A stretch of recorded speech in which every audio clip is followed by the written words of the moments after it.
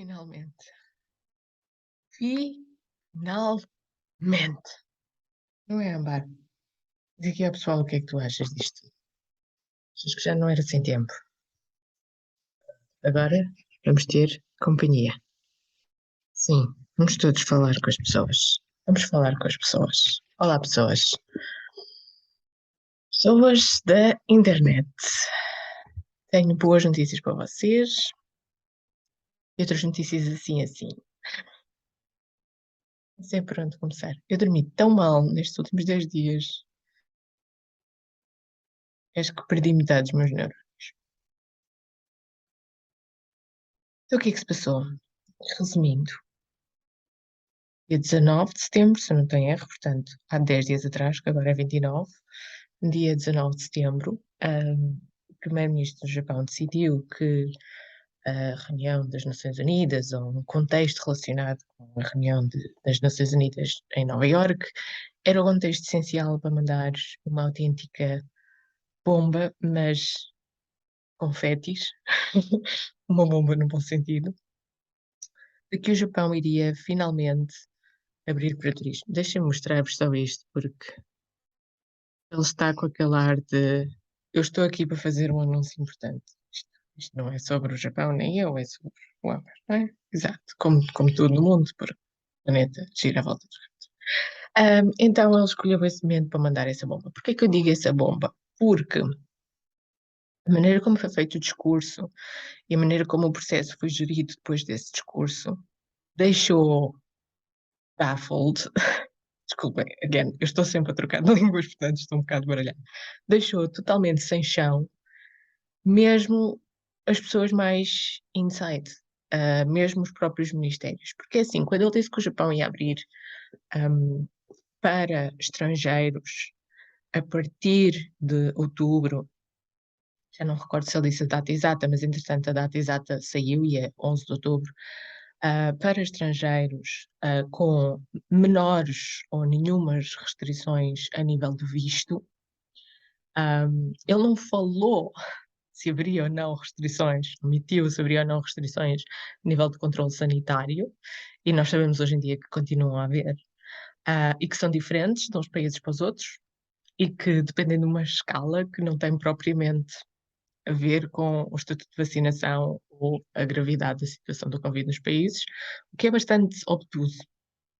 Já lá vamos. Portanto, quando ele fez esse discurso, mesmo as pessoas que estavam a trabalhar no Ministério dos Negócios Estrangeiros, no Ministério da Saúde, no Border Control, em consultórios de advogados especializados em imigração e em procedimentos de entrada no Japão durante todo este processo, pessoas que trabalhavam nas embaixadas, consultores especializados, empresas de trading, consultores culturais como eu, ficou tudo assim como não há nenhum protocolo in place, nós não sabíamos que isto ia ser assim, e agora como é que vai ser? Então, por isso é que eu digo que foi uma bomba de confetis, porque foi uma bomba, mas foi uma boa notícia.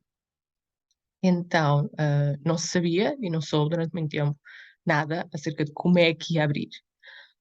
E depois, obviamente, foi um turbilhão de reuniões, de tradução de documentos, de verificar a lei 30 mil vezes para ver se os países que estavam na lista do Visa Exemption, ou seja, que não é preciso pedir um visto para estar numa visita de curta duração até 90 dias, se esses países da lista iam todo reverter a essa situação ou não, não foram todos, e depois porque é que estavam ou não estavam excluídos.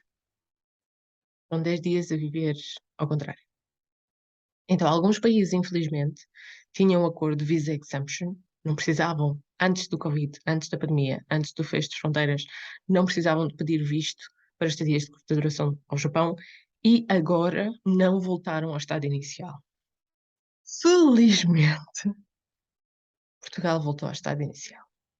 Então, ao nível do protocolo do Visa Exemption, aquilo que eu já falei várias vezes, em vários vídeos, não viram, vão ver, a odisseia de vídeos que foi esta coisa de controle de fronteiras.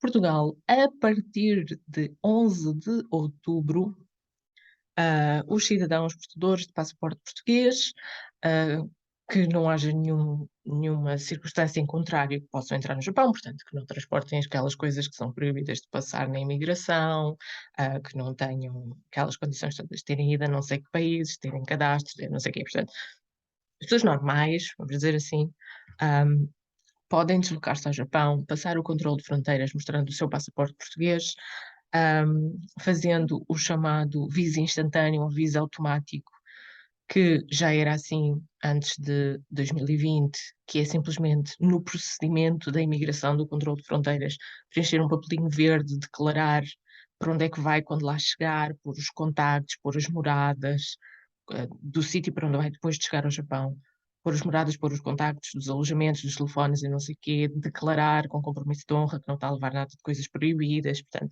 é um documento que se preenche naquele momento, à chegada, eventualmente, poderá haver um maior processo de digitalização desse procedimento, fruto das coisas que ficaram todas mais à distância e mais digitalizadas por causa do Covid-19. Portanto, antes simplesmente nós sentávamos todos numas mesas e numas cadeiras no border control e pegávamos numa caneta, pegávamos no papel verde e preenchíamos à mão. Se calhar agora, sei lá, é uma app no telemóvel ou é um scanner ou uma coisa assim, mas o procedimento é grosso modo o mesmo. A tecnologia pode ter mudado, mas o procedimento é uma espécie de visa instantâneo, concedido na hora, e depois quando a gente passa pelo guichê, pela verificação humana, em que está um funcionário da segurança, nós recebemos um autocolante no nosso passaporte, e esse autocolante é o visto de visitante temporário no Japão, com validade até 90 dias, e pode-nos ser perguntado qual é a data de saída e pode-nos ser pedido, já era antes, que nós façamos prova da data de saída,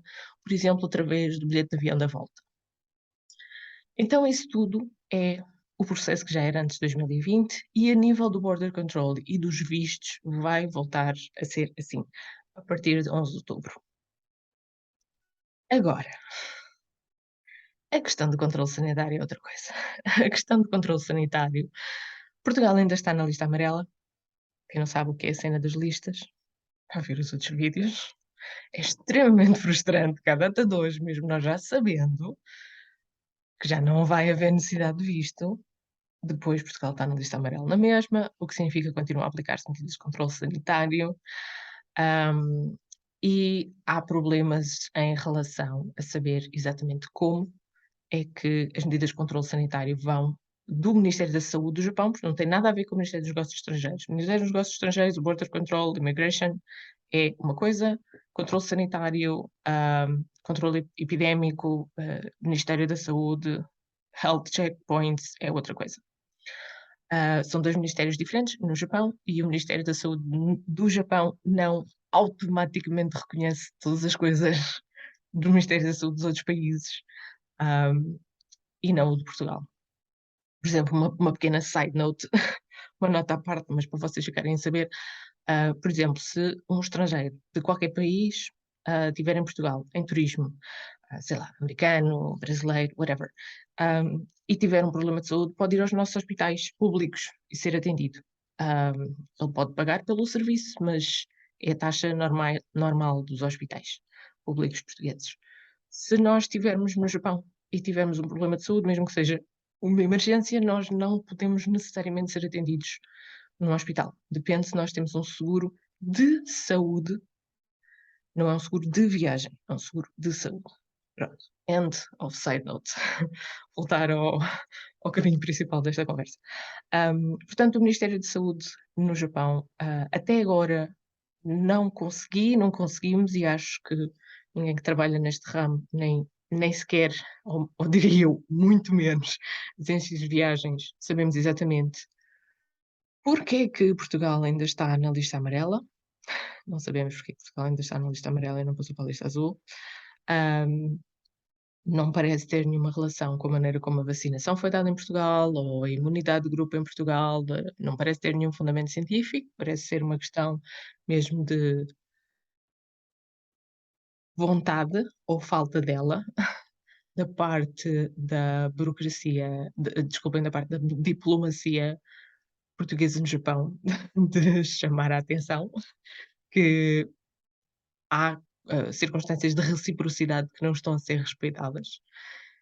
E, portanto, uma resposta assim que eu possa dizer: "Tenho a certeza absoluta que os certificados de vacinação de Covid de Portugal, vocês entram no Japão com isto". Não, não vos posso dizer isso, antes pelo contrário. Eu não tenho a certeza absoluta que os certificados de vacinação sirvam para entrar no Japão.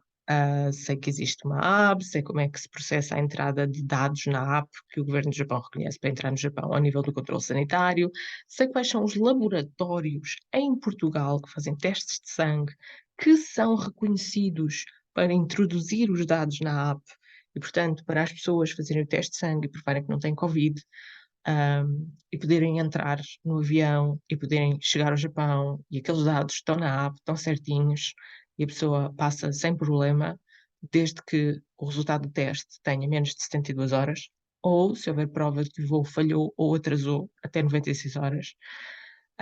Mas para as pessoas que não querem fazer o teste serológico, que não querem ir a laboratórios, não querem tirar sangue, ou que acham que é muito hazardous de esperar pelas 72 horas antes da viagem para fazer isso, e preferem simplesmente contar com o facto de terem o certificado de vacinação, até porque já têm as 3 doses e queriam que o certificado de vacinação fosse o suficiente, para essas pessoas eu ainda não tenho uma resposta da parte do Ministério de Saúde do Japão a dizer que reconhece o nosso certificado de vacinação. Isso preocupa-me por vários motivos, porque não há reciprocidade, primeiro de tudo, porque é muito mais difícil, hum, explicar isto às pessoas, porque não cabe na cabeça de ninguém, e as pessoas dizem: "Mas já não é preciso visto, porque é que ainda é preciso controle sanitário?"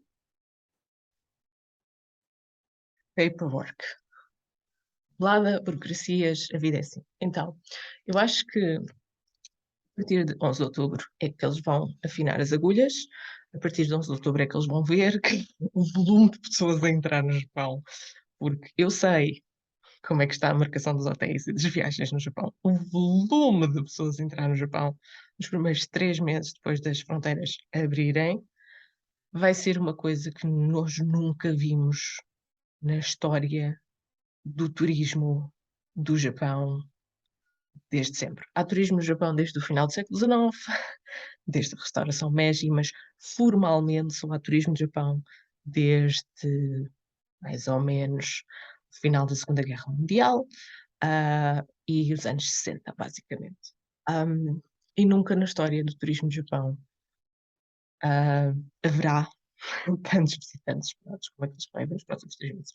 Primeiro porque a abertura, do Japão aos turistas externos com condições facilitadas, que não aconteceu em todo este tempo, e mesmo enquanto o Japão estava fechado, foi considerado o destino mais desejável de 2022. Reparem, um país que estava com fronteiras fechadas, considerado o país mais desejável para viajar em 2022.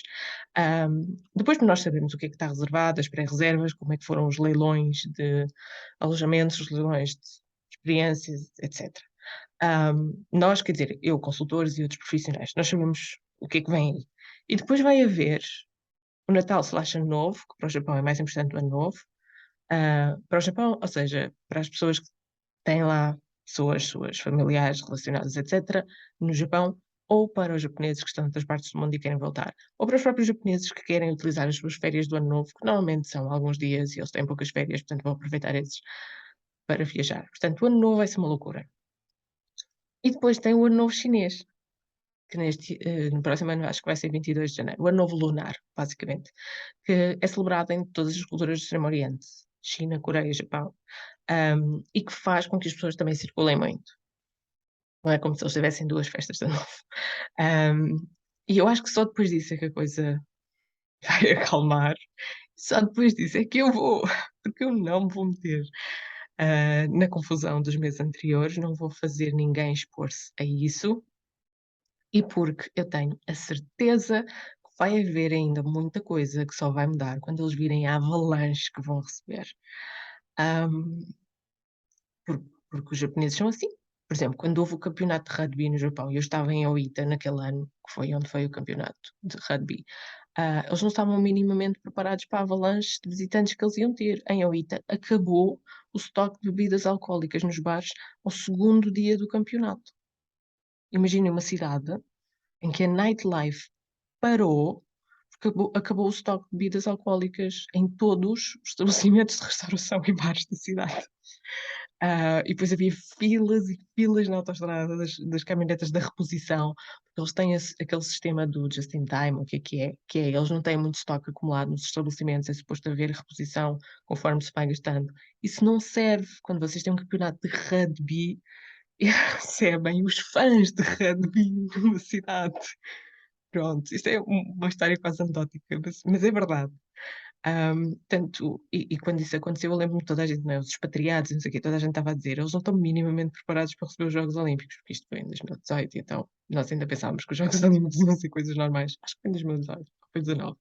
Enfim, nós não sabíamos o que vinha aí. Então o veredito era, eles não estão preparados para o que vai ser as Olimpíadas. Não estavam, mas por motivos diferentes. Ahm, e as coisas não foram o que estávamos a pensar. Pronto, este vídeo é só para dizer que sim, confirmou-se o regresso à Visa Exemption, sim, Portugal voltou a esse nível. Não, ainda não estamos em Blue List, estamos em Yellow List e aplica-se medidas de controle sanitário. Sim, vai haver programas de visita ao Japão comigo, por mim, comigo ou semigo. Quer vocês queiram encomendar o programa para fazerem sozinhos, esse é o semigo, ou quer vocês queiram ir comigo e com os meus parceiros, esse é o comigo. Mas só vai ser a partir de fevereiro. Antes disso vou ver arder e comer pipoquinha, estão a ver? Aquela coisa do uhum, uhum, e vou ver. Isto é tão desesperante, excitante, tudo ao mesmo tempo, são demasiadas emoções. Que mais? Que mais? Façam-se ouvir, façam perguntas. Os cursos, os workshops, é claro que a partir do momento que eu for para o Japão, vão passar a estar condicionados, mas até lá há um bocadinho por todo lado do país Portugal. Eu já estou a receber encomendas, se vocês quiserem receber, se vocês quiserem receber respostas da minha parte, ou seja, se vocês quiserem ter encomendas para 2023, aparecem-se neste momento. E posso dizer isto aqui, estava agora mesmo a falar com o Ricardo nas mensagens, que é uma daquelas pessoas que já está pendurada dos outros anos. Porque reparem, eu tenho coisas penduradas desde 2020, portanto, eu vou dar prioridade às coisas que estão penduradas desde 2020. Alguns dos meus clientes até já liquidaram os programas de viagem, portanto, já me os pagaram. Eu vou ter que trabalhar tudo outra vez, porque há muitas atrações que fecharam, porque há muitas coisas que já não se podem fazer ou tem que se fazer de uma maneira diferente, porque os interesses deles também mudaram, etc. Então, eu vou dar prioridade às coisas anteriores. Das coisas novas, tenho alguns pedidos. Obviamente, eu vou ter que fazer os programas pela ordem da qual é necessário executá-los, portanto, vou fazer primeiro os pedidos para a primavera, depois para o verão, depois para o outono. Mas eu estava agora aqui a trocar mensagem com o Ricardo, que é um pedido para outubro de 2023, daqui a um ano. Portanto, e eu sou uma pessoa, portanto, o meu tempo é limitado. Se vocês quiserem programas para 2023, sobretudo se forem assim programas muito especiais, que vão exigir muita da minha atenção e da minha dedicação e muitas interações com vocês, por exemplo, programas de lua de mel ou programas de viagens com características excepcionais, ao nível, por exemplo, da locomoção ou ao nível de temática. Então, sim, não deixem, não deixem muito para a frente, depois não vai haver disponibilidade da minha parte. Isto é first come, first serve, tirando os que já estão pendurados dos anos anteriores. Ahm, Pronto, portanto, nós vamos nos vendo por aí. Sim, perguntinhas rápidas vocês podem fazer quando virem nos eventos, nas palestras e por afim. Outras coisas pelos contactos do costume. E agora eu vou ali e já venho, porque vou lançar uns foguetes ou, ou gritar no meio da rua. Eu ainda não fiz uma coisa verdadeiramente doida para celebrar isto. Não sei o que é que eu vou fazer, mas eu vou fazer alguma coisa. Se calhar vou só apertar o meu gato. Não sei. Mas isso eu aperto todos os dias. Tem que ser uma coisa mais especial, porque é de loucos. Isto é de loucos. Imaginem um país civilizado ficar em modo período Edo durante 2 anos e meio. Depois abrir de repente sem estar organizado para isso. Why, Japan? Why? You keep us on our toes.